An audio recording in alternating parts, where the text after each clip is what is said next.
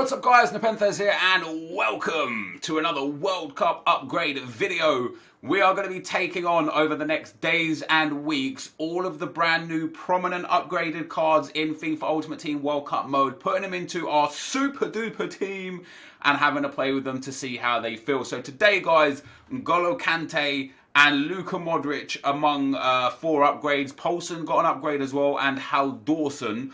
I don't think I have Poulsen or Hal Dawson. I'm going to check. So Poulsen's an 80 rated now.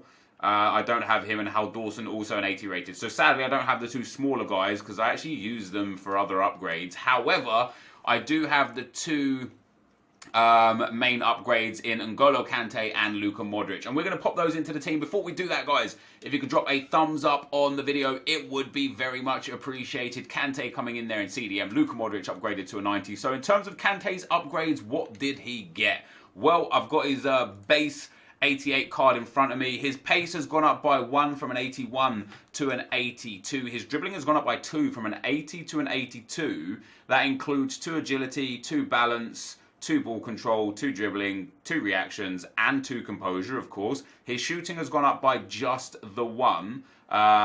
Shot power, long shots, everything has gone up by 1, as you would imagine. His defending has gone up by 3 from 82 to 85. That includes a massive boost on stand tackle and slide tackle, which is great. And his physicals has gone from an 84 to an 86, with his passing going up by 5 from a 75 to an 80, and that includes massive upgrades on short pass, long pass, and vision. His long passing up by 5, his short passing up by 5, and his vision up by 5. So big upgrade there on Kante, and is now 100,000,000% a viable option for CDM.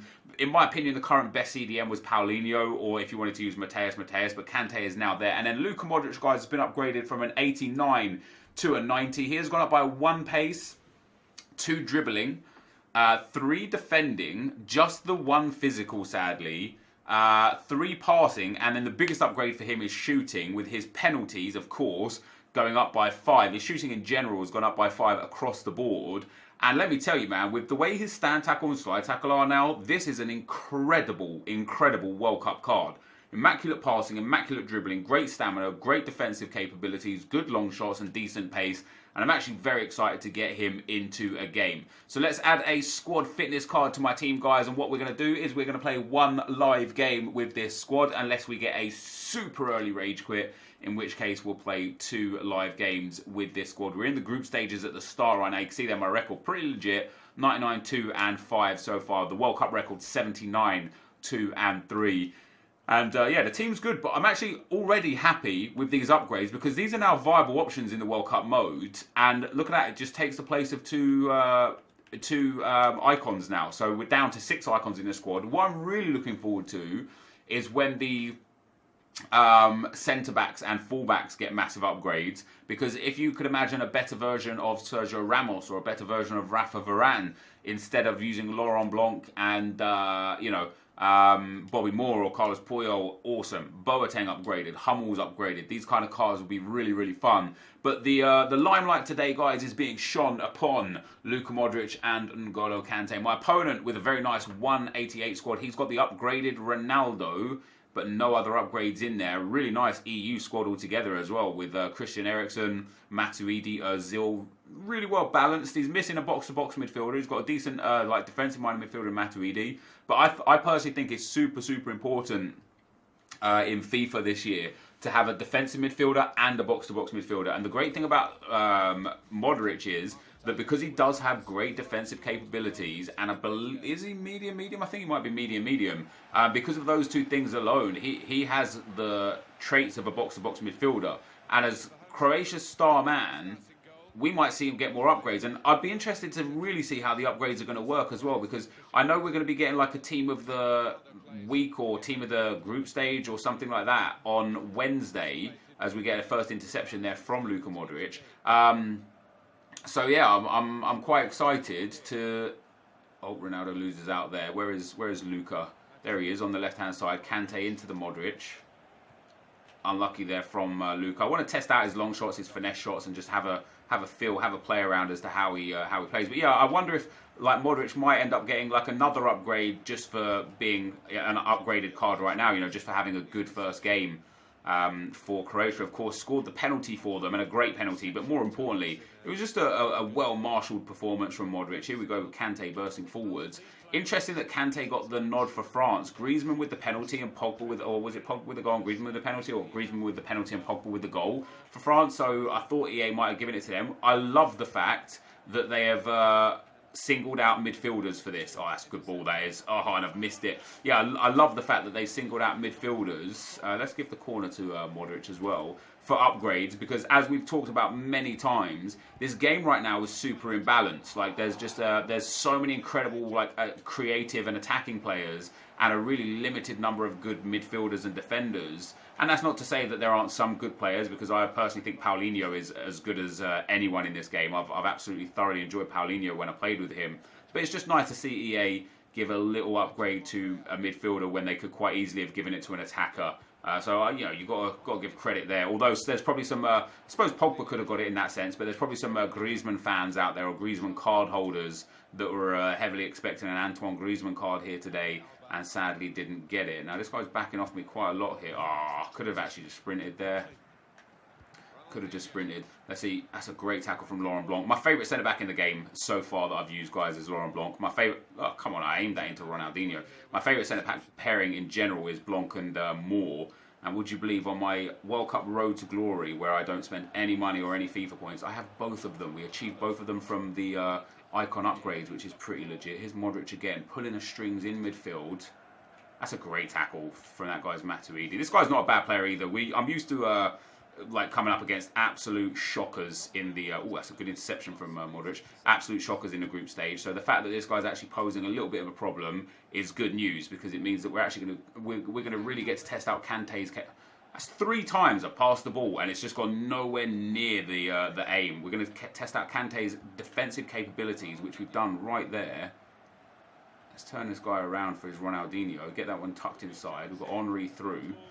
We've got Ronaldo on the edge of the box. There's Ronaldo and Henry. Links up to Kante on his left peg. In off the post. N'Golo Kante gets the first goal from CDM. What's he doing up there? I must have hit the left bumper when I passed it off of him for him to trigger the run up there. But there he is. He finishes it. The ball warps through his standing leg with a little bit of clipping and goes onto his shooting foot, and he ends up smashing that one home. And we get, as I say, a nice goal from upgrade number 1 on the team. Let's see if we can get Luka Modric involved enough. And funnily enough, that actually stemmed from Luka Modric intercepting the ball in a really good area. This guy obviously is, I don't know if he's frustrated now or if he's just looking to do skill moves, because he loves doing skill moves. And there's Kante coming in again with a really, really good tackle. And Lothar Matthäus almost losing the ball, but managing to hold on right there. This guy seems to be sliding over a little bit everywhere here now. Ronaldinho into Ronaldo. I really don't like the fact that so many of the character models are the same in this game. Like, Ronaldo and Henry look the same, and Ronaldo scores a good goal. You know where that came from as well, guys? That came from an N'Golo Kante interception right in the middle of the park there. He just picks up the loose ball right here. Look at that. He picks up the loose ball, spreads it to Ronaldinho, into Ronaldo. Ball rose, shoot and score. But yeah, Ronaldo and Henry have like identical character models, identical haircuts, very similar skin tone. Like, obviously Ronaldo has a little tuft at the front, but it's very difficult to tell them apart when you're running with them. Ronaldo's a tiny bit chunkier perhaps, but yeah, it's very difficult to tell them apart. So obviously one being 5-star, 5-star, and one being 4-star, 4-star. Sometimes I try and shoot with Henry on his left foot, and it's like, oh god, that was a mistake. Sometimes I'm like trying to do a stop and turn with Ronaldo, and he ends up doing the with Henry, and it ends up being Ronaldo doing a McGeady spin. It can be quite annoying, but so far, I'd say of the 2 players that we've got as upgrades, definitely Kante is very noticeable in that middle of the park there. A couple of interceptions, a goal, and not quite an assist, but he's definitely been involved in the offensive action, which is really surprising. Let's get Modric on the loose ball here. Here we go with Luka Modric. Let's test those finesse shots. De Gea stings the gloves, and it goes out for the corner. Can we get this corner into Henry's bonce? No, we can't. That was Modric that went short for that as well. We're going to get another chance to get the ball in. Ball from Matthäus into Dani Alves.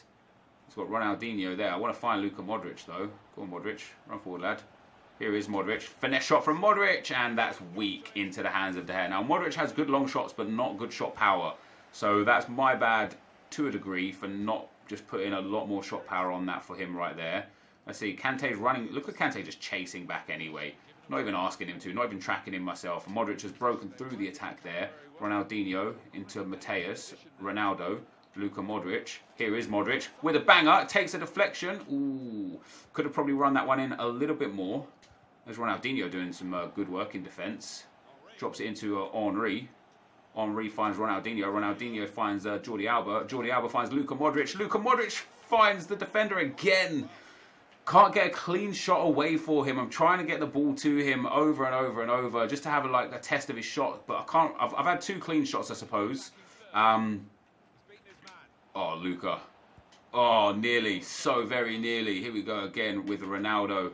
Ronaldo with a sombrero flick. Oh, it's going to fall out. This guy can't get out now. Modric, good interception there. Here we go. Surely this one. And it's another block. This guy's just getting block after block after block on these Modric shots. I can't get Modric a clean strike at goal. We had 2 finesse shots with him that sadly were just, I didn't put enough shot power on. That's my bad for not really understanding or not really connecting with the fact that Modric has low shot power. So I could easily put a little bit more shot power on those. This guy ends up rage quitting there as well, guys. So we get ourselves a 1-player pack, which obviously isn't going to be great news. But N'Golo Kante with a goal.